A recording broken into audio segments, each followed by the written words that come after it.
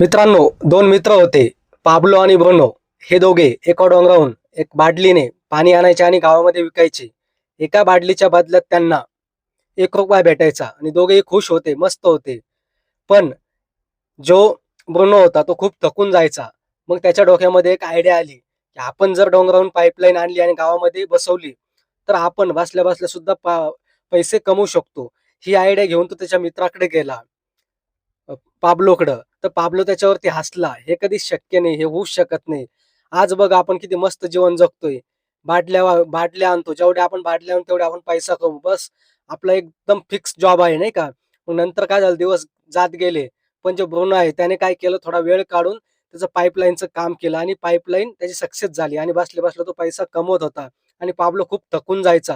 हेच आपल्या नोकरीच्या जीवनात सुद्धा होतं. आपण पॅसिव्ह इन्कम करत नाही आणि नोकरी करत राहतो आणि आपलं आयुष्य असंच वाया